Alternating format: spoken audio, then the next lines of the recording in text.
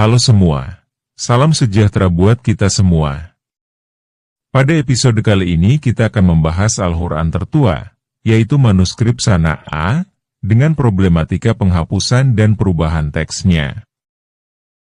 Analisis radiokarbon pada manuskrip Quran Sana'a ini menunjukkan bahwa manuskrip itu berasal dari antara tahun 578 dan 669 Masehi, dengan tingkat akurasi mencapai 95%, ditulis di atas perkamen bekas pakai. Pada tahun 1981, manuskrip ini diidentifikasikan sebagai Palimpsest Quran, karena ditulis di atas perkamen bekas naskah tulisan lama, yang telah lebih dahulu ada, artinya di dalam manuskrip tersebut, terdapat dua varian teks Quran yang berbeda. Teks lama atau teks bagian bawah memang telah dihapus, dan ditulis ulang di atasnya. Namun karena adanya kandungan logam di dalam tinta teks lama, teks bagian bawah ini muncul kembali, dalam warna coklat muda, yang visibilitasnya dapat ditingkatkan menggunakan bantuan sinar ultraviolet. Teks lama, bagian bawah, yang dihapus itu, mengandung banyak variasi teks yang berbeda, seperti adanya sinonim untuk kata-kata tertentu, serta penghilangan atau penambahan, dan transposisi kata atau kelompok kata dalam ayat. Urutan surahnya pun berbeda dengan Quran yang ada saat ini.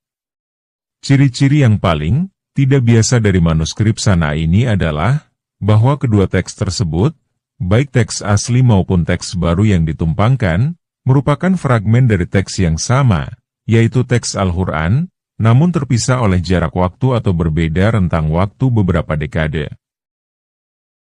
Contoh perbedaan tulisan tersebut, misalnya terdapat dalam surah 2, ayat 87. Teks bagian bawah atau teks lama, manuskrip Sana'a, menuliskan Waqafain al-Tarihi.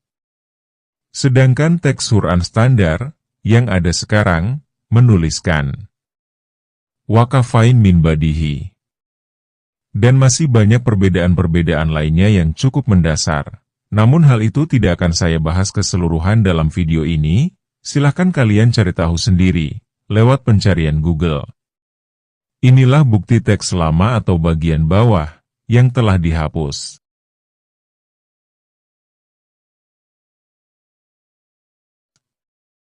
Inilah bukti teks baru atau bagian teks yang dituliskan pada masa kemudian. Nampak jelas bekas-bekas penghapusan bagian teks lamanya, yang telah lebih dulu ada.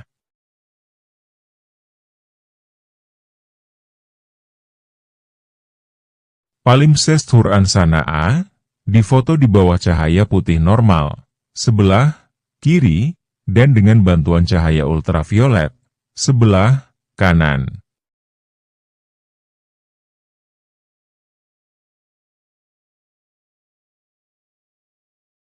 Dalam hal ini, pertanyaan yang muncul adalah, mengapa teks asli atau teks bagian bawah, yang mendasari manuskrip Sana'a ini dihapus, dan diganti dengan teks baru, yang muncul beberapa dekade kemudian? Bukankah penghapusan teks lama atau teks bagian bawah, dalam manuskrip Quran Sana'a ini, membuktikan adanya perubahan dan atau penghapusan teks-teks Al-Quran, oleh tangan-tangan manusia, dan tidak terjaga keasliannya?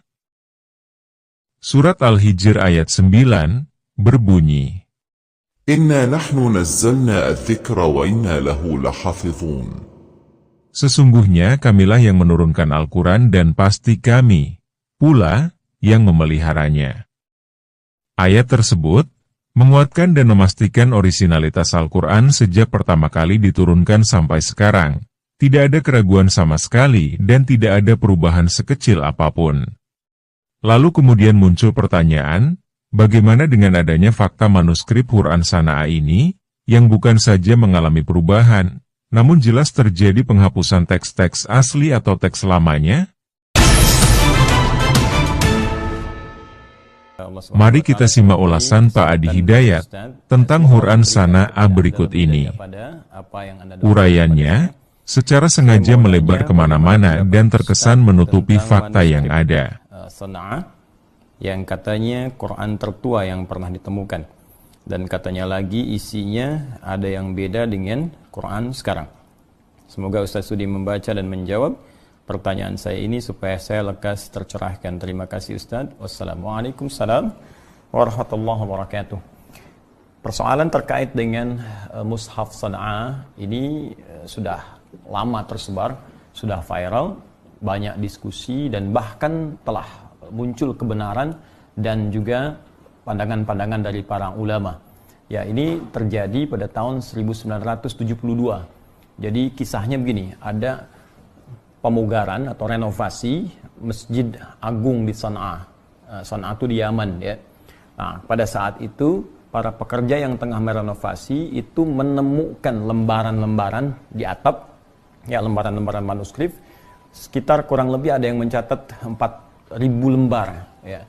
Begitu kemudian dibuka, dilihat, ternyata diduga itu adalah Al-Quran, ya, yang dituliskan dalam bentuk mushaf ya, dengan kualitas kertas ya.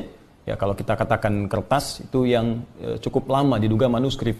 Ya, maka dari itu kemudian Qadhi pada waktu itu bernama Syekh Ismail Al-Aqwa.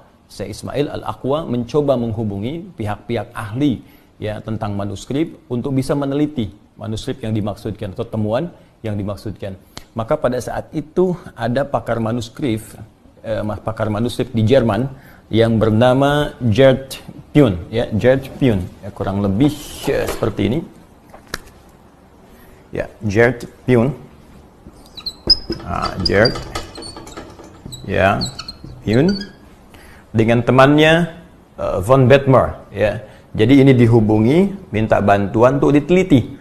Ya, karena pada saat itu di Yaman hanya ditemukan, tapi pakar manuskripnya untuk meneliti berapa lama usianya, apa kualitas kertas yang dituliskan pada saat itu, apakah kertas ataukah dari serat-serat pohon misalnya, atau dari bahan yang lainnya.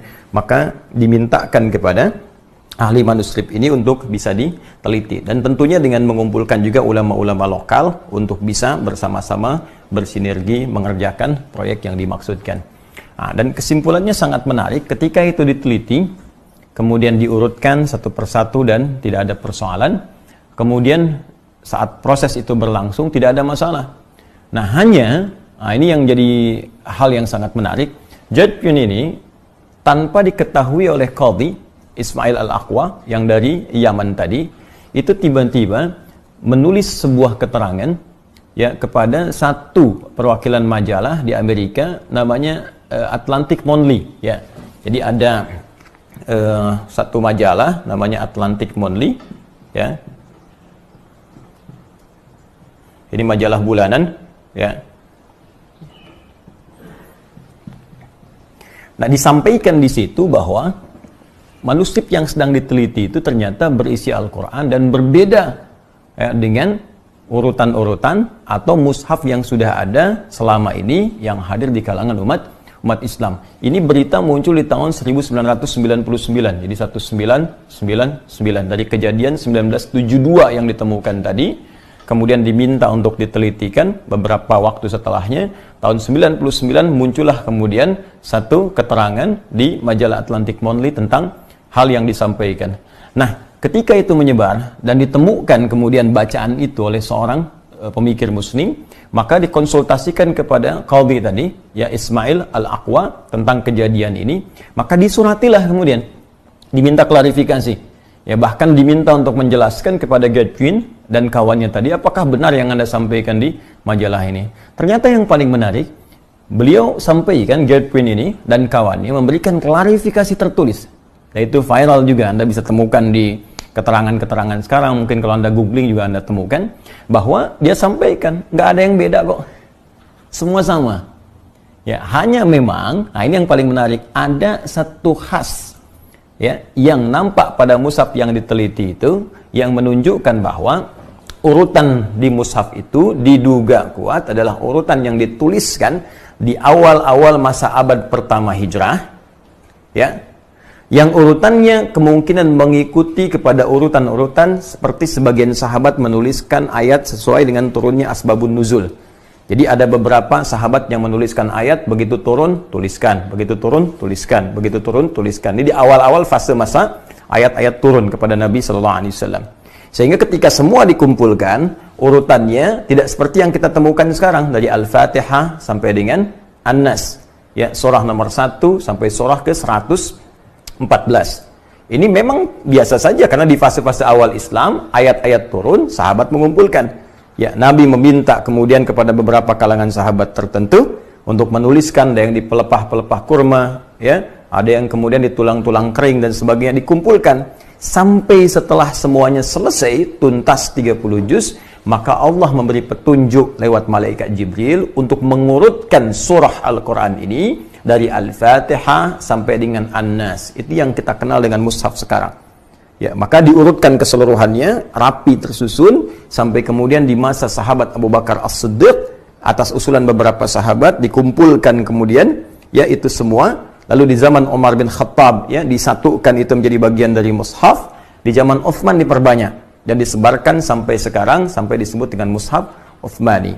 Jadi kalau nanti ada ditemukan misalnya seperti kasus seperti ini, ada mushaf kok dari surah Asy-Syu'ara, surah ke-26 langsung lompat ke surah 37. Nah, itu bukan urutan yang sekarang kita temukan lantas disebut beda, tidak.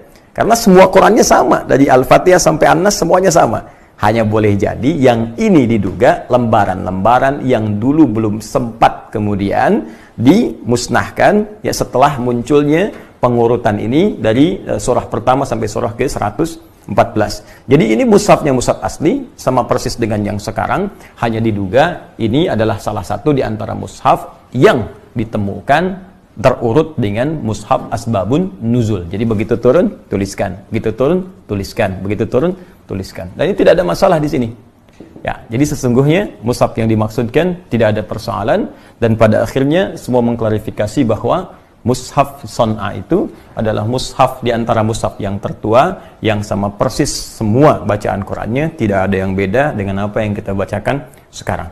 Adapun jika ada urutan kemudian ditemukan berbeda dari surahnya, maka itu bukan perbedaan dari surah dan tidak esensial, tapi ini barangkali menunjukkan kepada urutan ketika surah-surah itu diturunkan kepada Nabi Muhammad sallallahu alaihi wasallam. Ya, Allah taala alam bissawab.